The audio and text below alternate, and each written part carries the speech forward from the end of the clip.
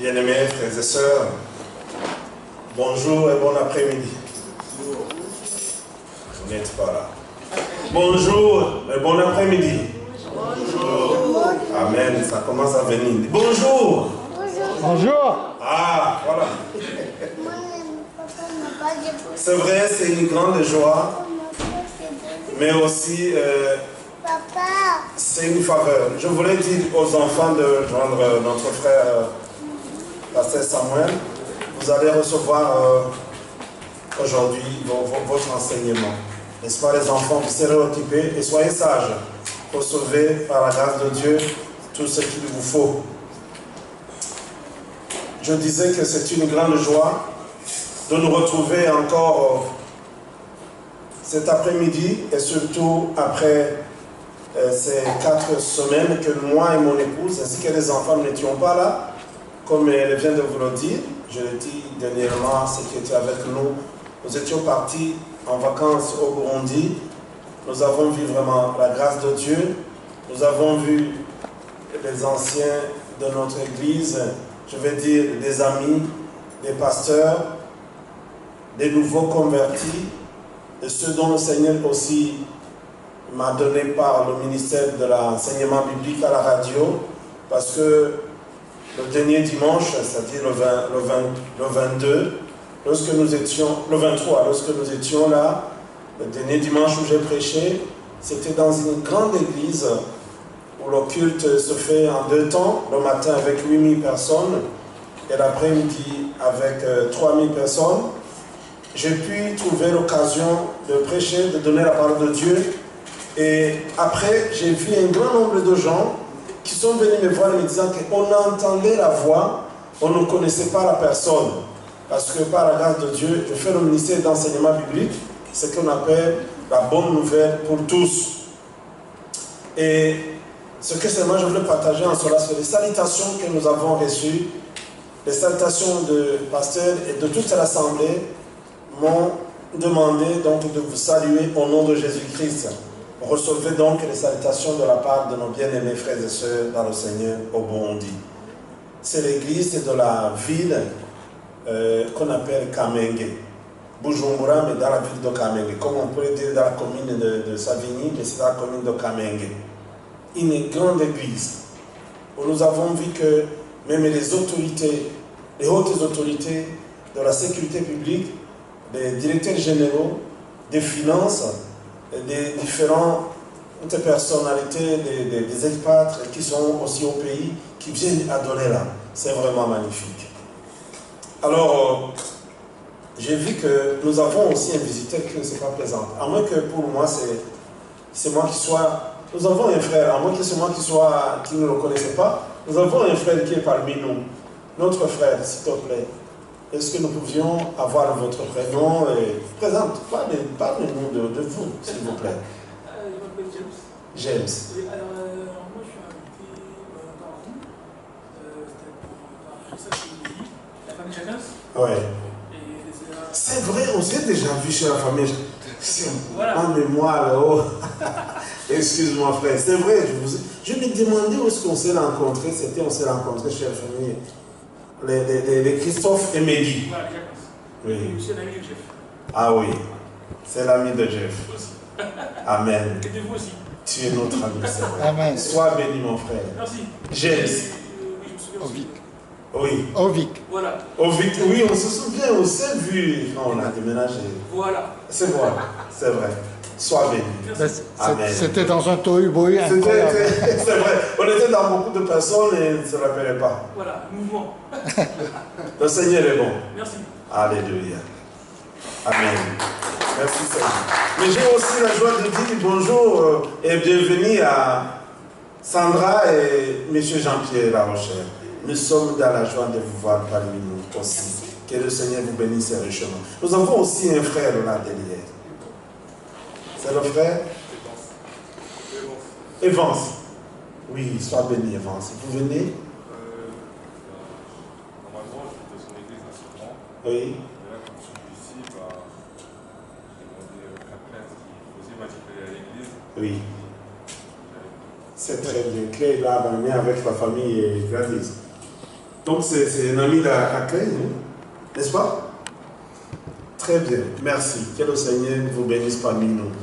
Et aussi puisse vous guérir. J'ai vu que vous étiez à béquille, que par la grâce de Dieu, les béquilles tombent et que tu marches à tes pieds. Amen. Nous allons donc partager la parole de Dieu.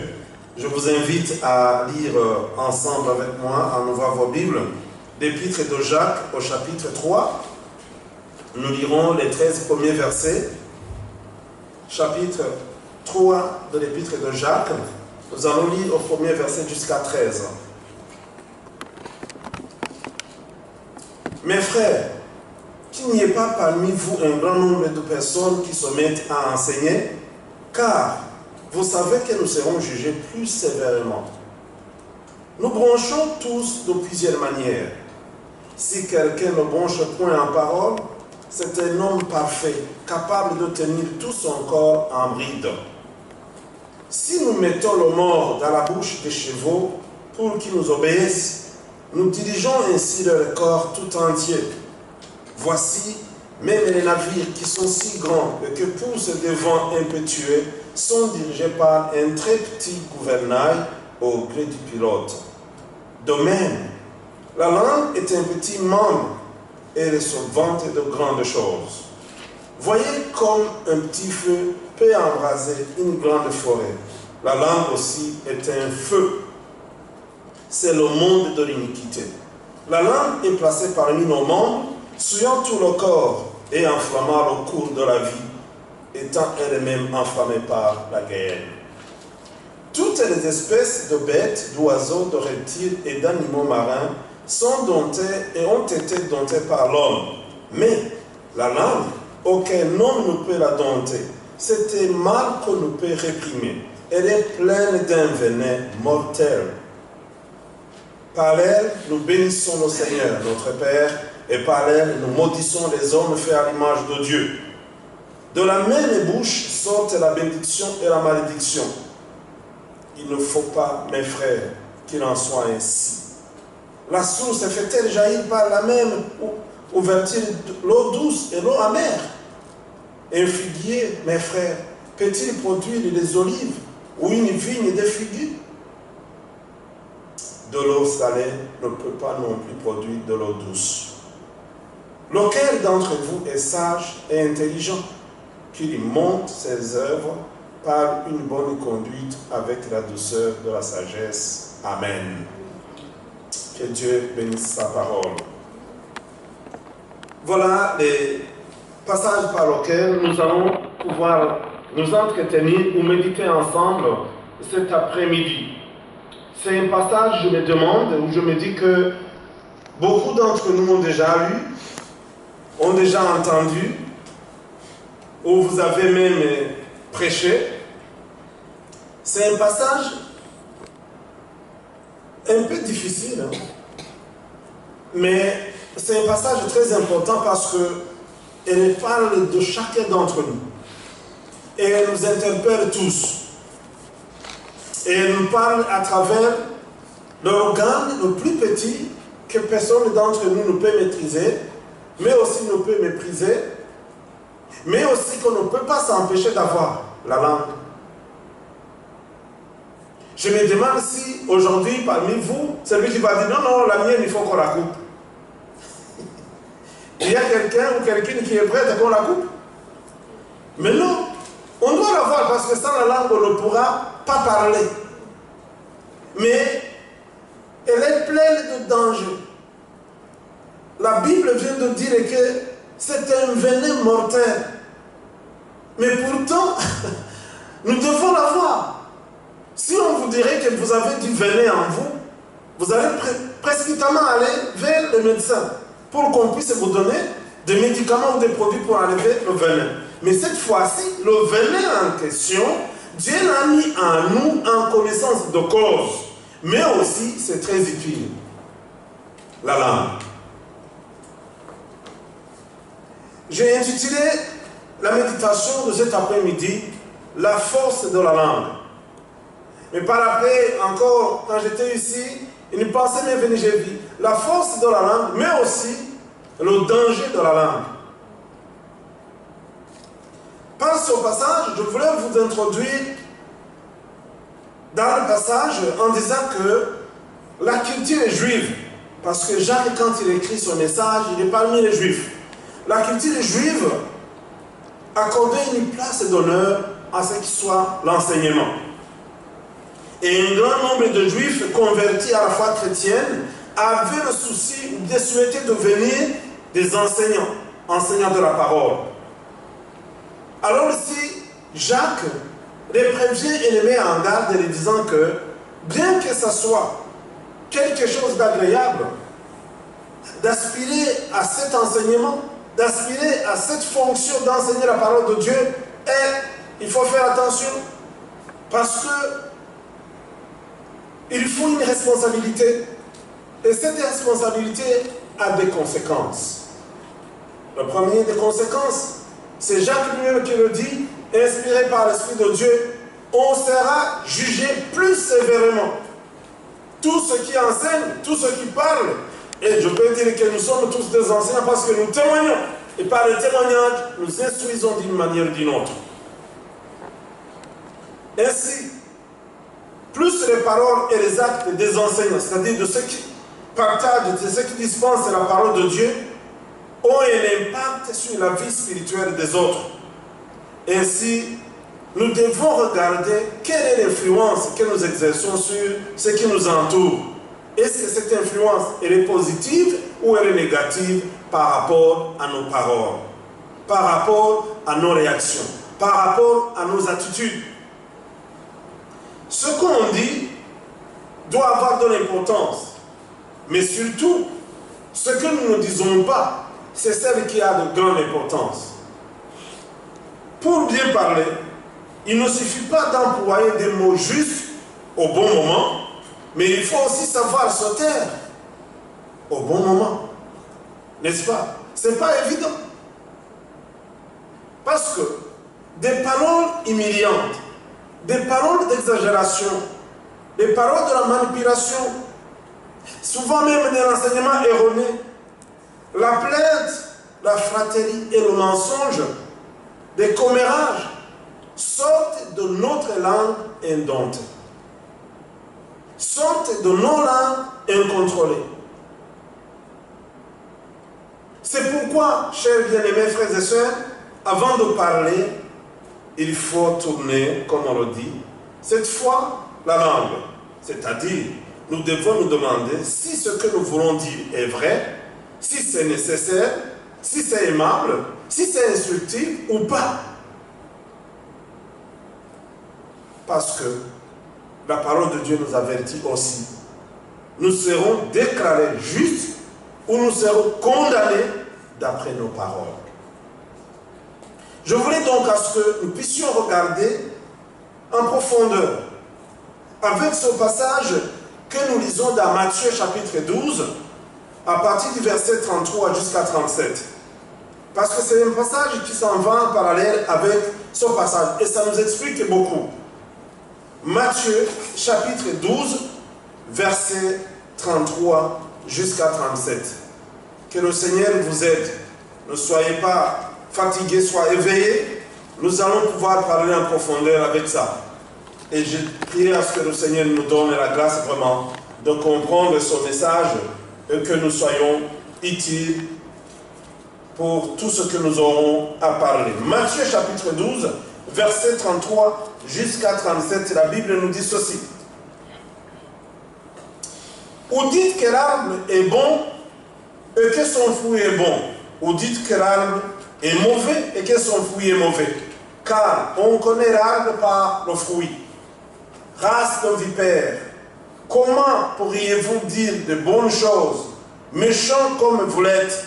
Car c'est de l'abondance du cœur que la bouche parle. L'homme est bon tire de bonnes choses de son beau trésor, et l'homme méchant tire de mauvaises choses de son mauvais trésor. Je vous le dis, au jour du jugement, les hommes rendront compte de toute parole vaine qu'ils ont proférée, car par tes paroles tu seras justifié, et par tes paroles tu seras condamné. Que Dieu nous aide. Ce n'est pas seulement alors dans les paroles que nous pouvons dire lorsque nous instruisons, lorsque nous partageons, lorsque nous prions. Mais non, c'est dans tout ce qui soit de notre comportement. Ici, c'est vrai, Jésus-Christ parle à travers Matthieu disant que on connaît l'arbre par son fruit.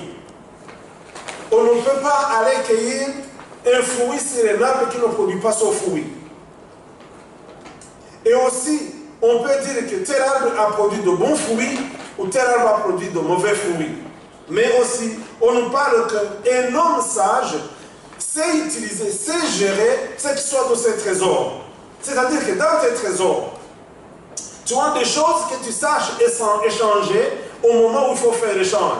Ce que tu vas vendre au moment où il faut vendre. Ce que tu vas pouvoir garder au moment où il faut garder. Il en est de même.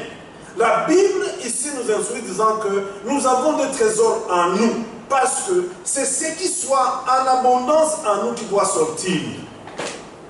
La façon dont je réagis, la façon dont je parle, chez moi, à ma famille, à mon épouse, à mes enfants, c'est ça aussi que je possède en moi. Je ne saurais pas produire, je ne saurais pas dire des choses que je ne vis pas. Si alors je parle avec méchanceté, avec agressivité, si je parle avec un ton qui est désagréable, c'est ce que je vis, c'est mon trésor. Alors, cet après-midi, quel est ton trésor en ce qui concerne tes paroles, en ce qui concerne tes réactions, en ce qui concerne ta vie? Comment est-ce que tu échanges avec ton épouse, avec tes enfants, avec ton époux? Comment est-ce que tu échanges avec les autres? C'est ça qui est en train d'être parlé. Nous devons savoir gérer ce qui est en nous. En tant que chrétiens, la parole de Dieu nous dit que nous sommes transformés. Les anciennes choses sont passées. Voilà, toute chose est devenue nouvelle. Est-ce qu'à moi, je suis une nouvelle créature ou je suis toujours dans l'ancienne nature? Oui, nous avons été appelés et nous avons répondu à l'appel. L'appel, c'est l'amour de Christ qui nous amène à connaître la vérité, de sortir de la mort pour venir à la vie par la repentance au billet du sang de Jésus-Christ. Nous sommes pardonnés. Mais nous avons encore des combats. Combattre le caractère. Combattre la vie du caractère qui est en nous. Ici, ce mot race de vipère, je l'ai trouvé aussi dans l'évangile selon Jean. Lorsque Jean baptisait dans le désert et qu'il avait vu beaucoup de pharisiens, beaucoup de pécheurs qui sont venus, il les a dit: ah, race de vipères, qui vous a dit de fuir le terrible jugement qui va venir? Et il a dit: alors, faites attention, si vous êtes venus réellement se repentir de que je vous baptise, il faut produire le fruit digne de la repentance. Amen. Il en est de même. Nous étions des vipères. Nous sommes souvent des vipères. Parce que nous avons vu qu'en nous, nous avons le venin. Ce n'est que dans les vipères qu'on trouve le venin. N'est-ce pas? Ce n'est que dans les vipères qu'il y a des venins. Et la Bible nous a dit que la langue, qui est vraiment un organe au milieu de nous, petit qu'il soit, c'est un venin mortel. Et il est comparé à un feu. Vous avez vu, pour certains qui ont eu l'occasion de voir à la télévision, ce qui se passait en Espagne. On a parlé que c'était en Espagne ou au Portugal. Au Portugal. Un petit feu seulement. Je crois qu'il se fut quelqu'un qui avait sa cigarette et puis a jeté donc la dernière partie là, mais qui n'était pas éteinte. C'est ça qui a embrasé des forêts et embrasé aussi des villages et qui a tué des personnes. Un petit feu. Il en est de même lorsqu'on allume le feu avec une allumette. C'est petit, mais ça doit brûler beaucoup de choses. La langue, quand on compare aux autres organes de nos parties du corps, elle est petite, mais elle est comparée à un feu.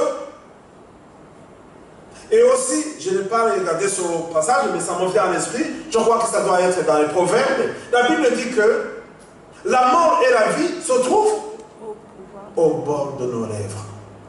C'est-à-dire qu'avec la bouche, nous pouvons tuer, nous pouvons provoquer la mort. Il en est de même avec la bouche. nous pouvons créer la vie. Nous pouvons faire du bien. Ainsi, les paroles douces amènent la paix, la joie, l'estime, l'épanouissement, l'ambiance.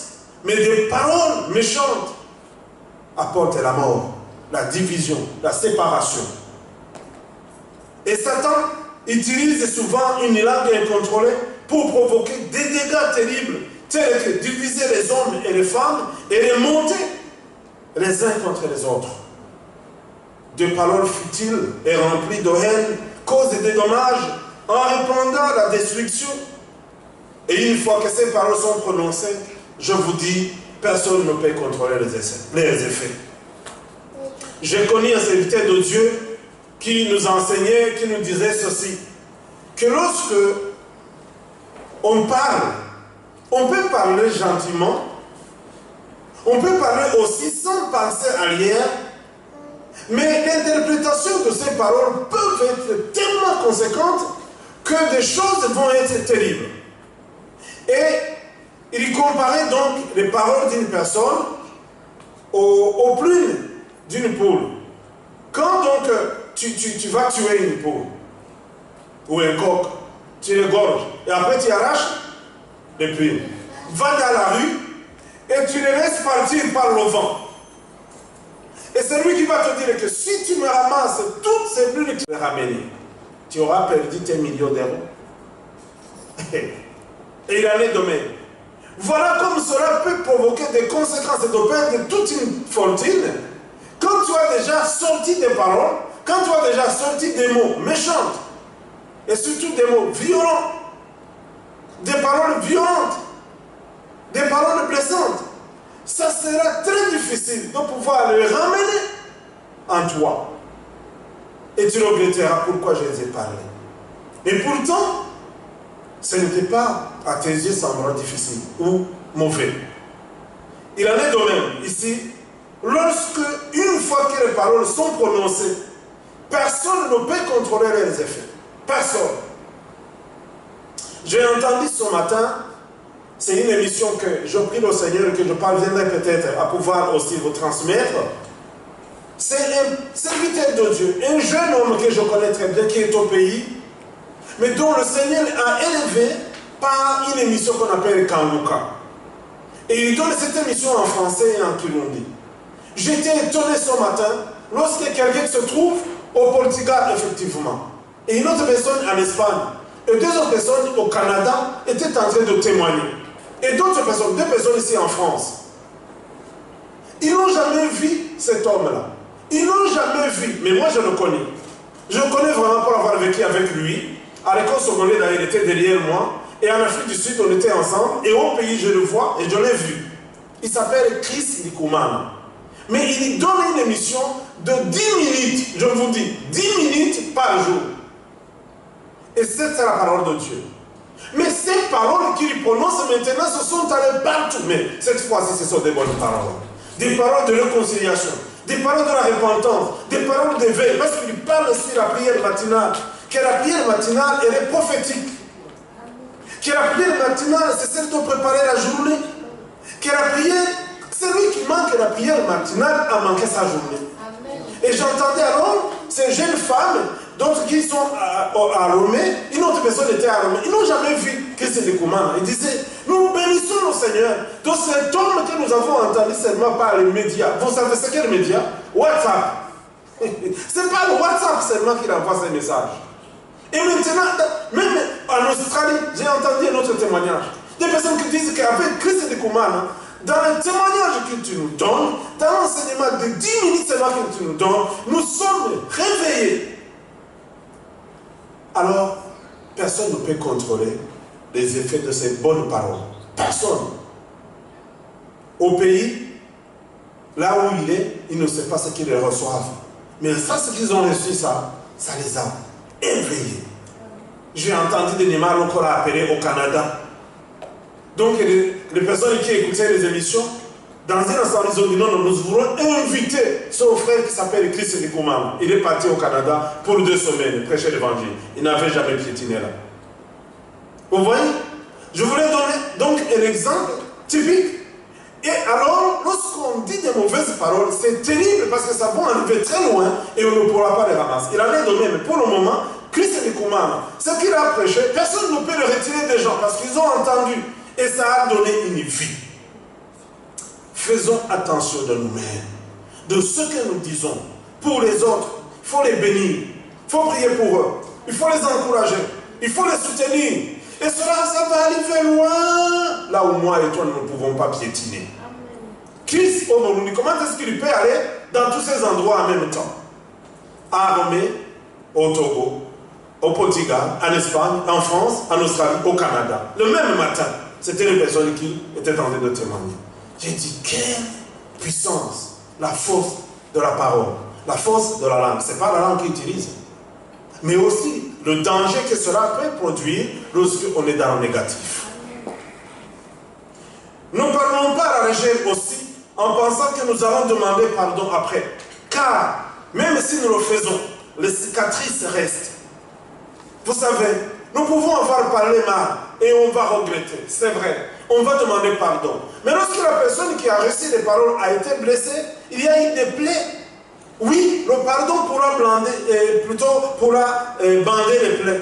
Mais après, il restera des cicatrices. Et la personne pourra avoir des cicatrices. Et surtout les cicatrices de cœur. Que le Saint-Esprit nous aide. Et que le Seigneur nous facilite l'occasion de pouvoir contrôler ce que nous pouvons dire au délai des autres et pour les autres. En effet, quelques paroles prononcées dans la colère peuvent détruire une relation qui a mis des années pour se construire. Une parole entre les époux, un couple qui se parle mal. Après des années de construction, des années de vie ensemble, cela peut les détruire immédiatement. Et vous allez entendre ce qui va dire que je n'en peux plus. Je ne peux plus vivre avec la personne. Sur base de quoi? La langue. Les paroles. Aujourd'hui, une relation des enfants avec les familles et les parents, qui à cause des paroles, les parents et les enfants ne peuvent même plus se voir, ne peuvent même pas se saluer. Pour ne pas dire, ne peuvent même pas manger ensemble. Voilà que des paroles prononcées dans la colère peuvent détruire une relation qui a mis des années pour se construire. C'est pourquoi, avant de parler, souvenons-nous que les mots sont comme un feu. On ne peut ni contrôler ni réparer les dégâts qu'ils peuvent provoquer. C'est ce qui est aussi difficile. Car le feu a pris la forêt, ce n'est pas évident qu'on puisse l'éteindre. J'ai vu ce qu'on appelle les armes du feu. Et les armées du feu, notamment les pompiers. Ils peinent beaucoup. Aujourd'hui, nous avons des avions pour éteindre le feu. Il y a aussi les voitures, les camions pour éteindre le feu. Mais imagine-toi lorsque la langue a pu prononcer de mauvaises paroles, ça sera comme ce feu. On aura donc des avions. Quelle prière, comme un avion qui va aller très vite pour pouvoir soulager la personne qui a été blessée. Quel camion rempli donc de douceur. C'est eau douce là qui va éteindre le feu. On ne peut ni contrôler, ni réparer les dégâts que peuvent produire les paroles de nos langues. Frères et sœurs, veillons à ce que nous puissions être à mesure de nous contrôler. C'est vrai, même si nous ne parvenons pas parfaitement, nous pouvons apprendre à diminuer les dégâts que peuvent provoquer nos paroles. Il vaut mieux combattre un feu que d'en allumer d'autres, n'est-ce pas? N'oublions pas que nous n'avons pas à combattre ce feu par nos propres forces. De par toi-même, tu pourras bien faire, mais tu ne parviendras pas à pouvoir dompter ta langue, seulement par le Saint-Esprit. Et le Saint-Esprit nous aide à apprendre à mieux nous contrôler. C'est pourquoi la parole de Dieu nous exhorte à marcher selon le Saint-Esprit, de ne pas vivre les désirs de notre chair, les combatifs charnels, de ne pas parler seulement à l'air, mais seulement d'aller sous l'onction du Saint-Esprit, de rester dans la plénitude. C'est de la sorte que nous pouvons être dans l'humilité, dans la patience, dans la tolérance, dans l'amour, dans la maîtrise de soi. Ce sont les fruits de l'Esprit. Galates chapitre 5, 22. Une fois remplis du Saint-Esprit, même lorsque nous serons offensés, imaginez-vous, Même si tu seras offensé, le Saint-Esprit te rappellera l'amour de Dieu et t'évitera de réagir de manière agressive. Et lorsque nous serons l'objet de critiques, il guérira notre blessure et nous aidera à ne pas rendre le mal par le mal. Amen. Le Saint-Esprit, c'est celui qui peut nous aider des deux côtés. Que tu sois sujet de critique, ou que tu sois blessé, que tu sois la victime, le Saint-Esprit aura à t'aider. Parfois, nous pouvons nous rendre compte nous-mêmes, ou bien nous pouvons être étonnés par le contraste entre nos paroles. Par moments, nos paroles sont justes et agréables à Dieu. Mais il arrive aussi qu'elles soient violentes et destructives. C'est ce que nous voyons au verset 9 et 12 de l'épître de Jacques au chapitre 3. L'épître de Jacques, chapitre 3, le verset 9 et 12 nous montre quelque chose. Il est dit ceci. Par elle, nous bénissons le Seigneur, notre Père. Et par elle, nous maudissons les hommes faits à l'image de Dieu. Vous imaginez? Donc, par la bouche, par la langue, nous pouvons louer comme nous avons loué. Nous pouvons chanter, adorer, glorifier le Seigneur. Mais après, voilà le contraste qui peut venir. Ce que nous pouvons maudire, qu'est-ce que nous pouvons blesser, ce que nous pouvons détruire. Les hommes créés à l'image de Dieu. C'est pourquoi il est dit que la source ne peut pas jaillir par elle-même une ouverture d'eau douce et une eau amère. Ce n'est pas possible. Un figuier ne peut pas produire des olives ou une vigne de figues. Jamais. Il en est de même. De l'eau salée ne peut pas non plus produire de l'eau douce. Donc on doit choisir. Mais on ne pourra pas le faire de nous-mêmes. C'est sous l'aide du Saint-Esprit, sous l'onction du Saint-Esprit, que nous pourrons parler convenablement et pouvoir devenir une eau douce, une source de bénédiction pour quiconque nous entend, pour quiconque échange avec nous, pour quiconque aussi nous attaque. On va bénir au lieu de maudire. Mon frère, ma soeur, laquelle alors des deux manières de parler reflète ta véritable nature? Parce que nous avons été créés à l'image de Dieu. Mais la langue nous renvoie à l'image de notre nature humaine pécheresse. Je vous dis la vérité. On connaîtra une personne de ses attitudes. La sagesse d'une personne se mesurera aussi de ses réactions, de sa manière de faire, d'agir, de se prendre. Et les gens vont dire, ah, telle personne est sage. Vous avez vu ce qui s'est passé? Vous avez vu ce qu'elle a connu? Mais dans ses réactions, dans sa façon de réagir, cette personne est sage. C'est l'attitude qui s'est manifestée là, qui va alors donner la conclusion aux autres de dire, tel est sage. Mais souvent, la langue, notre comportement, va pouvoir réellement déterminer qui nous sommes. Sans que tu aies fait aucune chose, mais lorsqu'on va te dire, là, Sandra, vous voulez savoir qui je suis? Ah, elle va nous lancer un mot. Hein? Émilie, on va voir quelle maman elle est. Eh, tu ne m'as pas connue? Eliud, ah, tu veux voir ce qu'il est? Il faudra que je dise des choses compte tenu d'une situation ou des circonstances qui sont venues à moi. Ah, on pourra savoir qui je suis. Amen. Toutefois, après toutes ces choses, je voulais vous dire une nouvelle cet après-midi. C'est vrai, nous sommes dans des cas comme ça, mais le Seigneur ouvre pour nous une chose, une transformation de l'intérieur. Jésus-Christ est là pour transformer notre intérieur. Lorsque le Saint-Esprit purifie notre cœur, il nous accorde aussi la maîtrise de soi afin que nous parlions d'une manière agréable à Dieu. Vous voyez ce que nous lisons dans le psaume chapitre 34, verset 12 à 13. Il est dit ceci: venez mes fils, écoute-moi, je vous enseignerai la crainte de l'Éternel. Oui, qui donc aime la vie et désire voir les jours heureux? Alors, préserve ta langue du mal et tes lèvres des paroles trompeuses. Détourne-toi du mal et fais le bien. Recherche la paix et poursuis-la. Amen. Voilà ce que le Saint-Esprit nous parle cet après-midi. Voilà ce que le Seigneur aimerait faire à nous, la transformation intérieure. Écoute-moi, venez mes fils, venez mes filles, je vous enseignerai la crainte de l'Éternel. La crainte de l'Éternel consiste à préserver ta langue du mal et tes lèvres des paroles trompeuses, si tu veux et tu désires voir aussi des jours heureux. Amen. Des fois, c'est nous qui pouvons rendre des jours malheureux par nos réactions. Mais si tu veux une journée heureuse, dans ta famille, avec ton mari, avec ta femme, avec tes enfants, avec les membres de l'Assemblée, préserve ta langue de tout ce qui soit du mal et tes lèvres des paroles trompeuses. Détourne-toi du mal et fais le bien. Recherche la paix. Parce que vous savez, le Seigneur, c'est un faiseur de paix.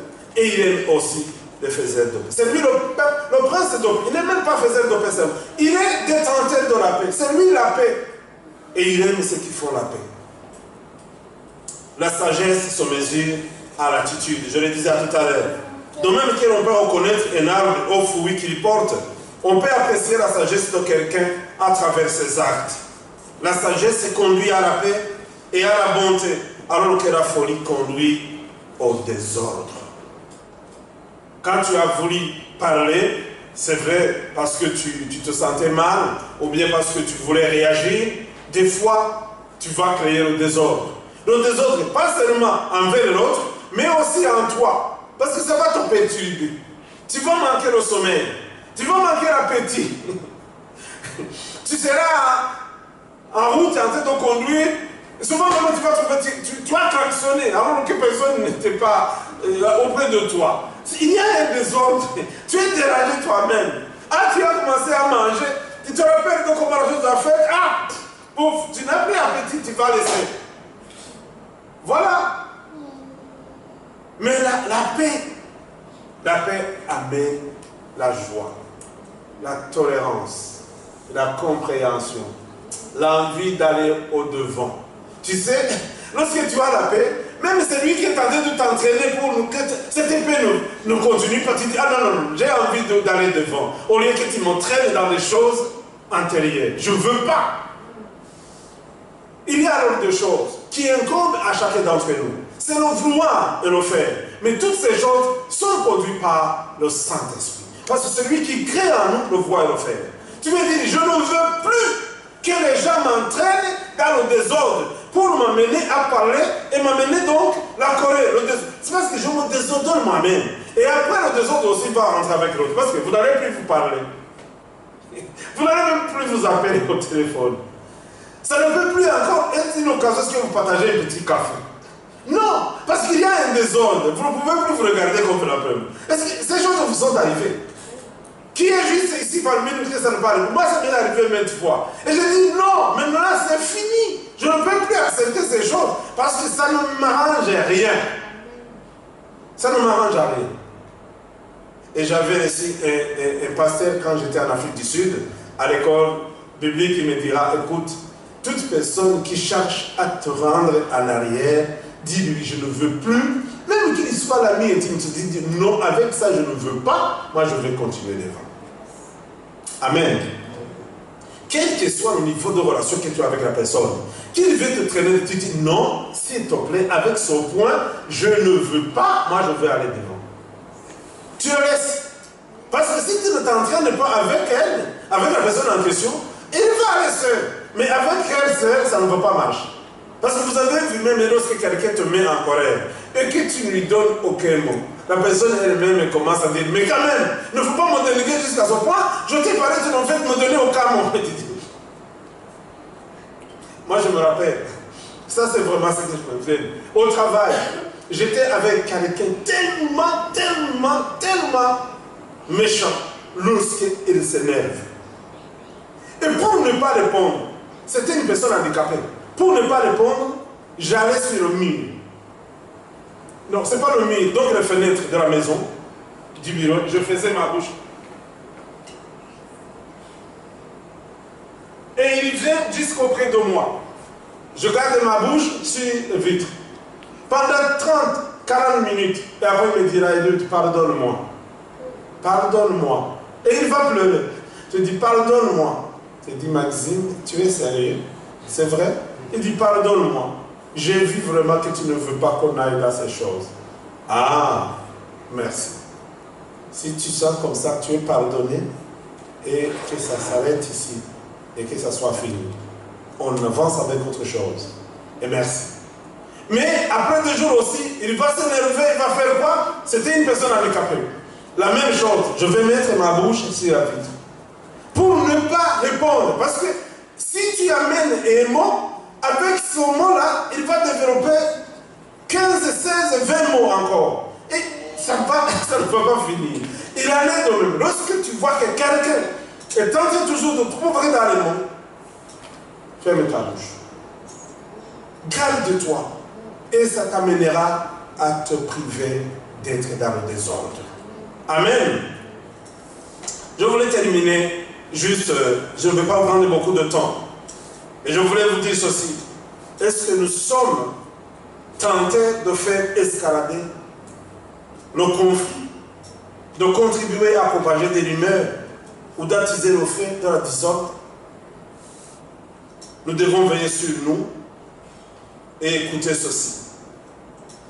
Les paroles empreintes de prudence, de sagesse et d'amour sont les semences de la paix.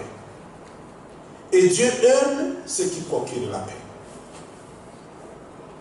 Mais lorsque notre parole est motivée par Satan, c'est-à-dire par un démon ou un agent satanique, ces paroles sont empreintes de ceci, de jalousie amère, d'ambition égoïste, de désir et intérêt pour ce qui est terrestre, de pensées charnelles et d'un désordre qui amène à le mal. Mais par contre, si notre parole est motivée par Dieu et sa sagesse, elle est empreinte des choses suivantes. 1. La pureté, la paix, la considération ou l'estime de soi ou de quelqu'un d'autre, la soumission, la compassion, la sincérité, l'impartialité et la justice. Nous devons alors voir nous-mêmes et chacun individuellement, nos paroles sont motivées par quel esprit? Quelle attitude?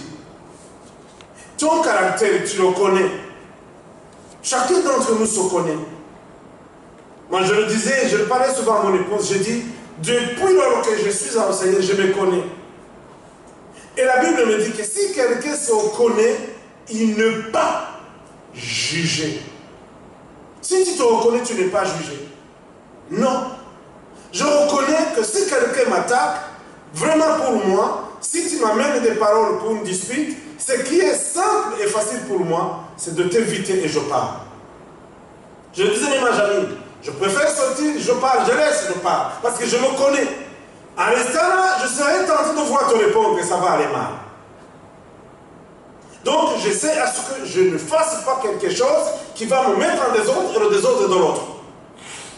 Il en est de même. Si nos paroles sont aussi motivées par la sagesse et l'Esprit de Dieu, ça va produire la paix, la pureté, l'estime et la considération de l'autre. Ah, l'autre parole, il faut que je l'écoute quand même. Parce que je suis conduit par la sagesse de l'Esprit de Dieu. Ah, ça peut être intéressant. Peut-être c'est moi qui ai tort, je n'ai pas bien compris. Mais souvent, on ne veut pas même suivre l'autre, écouter l'autre parce qu'on croit, ah, c'est moi qui ai raison. Même si tu as raison, écoute l'autre. Peut-être il y a l'instruction. Parce que tu veux la sagesse de Dieu. Ça va donner la soumission. Parce que lorsqu'on n'écoute pas, on ne se soumet pas. Il y aura aussi la compassion. Tu vas dire, oh pardon, finalement je t'ai blessé sans le savoir. Il y a la compassion. Parce que l'autre, tu l'as mis dans une situation qu'il ne voulait pas. Il y a la sincérité de dire c'est vrai. Ah, je connais un autre ami, je ne le connais, c'est un ami à nous, il est au Canada. Quand il a fait quelque chose, il disait, vraiment c'est moi le pire. Je n'ai rien à moi. Et le Seigneur le connaît. Ce Francis te disait, moi, tu as raison de le dire, c'est moi le païen le pire, c'est moi le faible, c'est moi. Non, pardon, je suis le malheureux qui soit. Dès que tu as dit quelque chose de petit, il te disait, ah, vraiment tu as raison. Parce que je n'ai rien à moi, si ce n'est que la grâce de Dieu. Ah, j'ai trouvé qu'il était tellement sincère. Et il...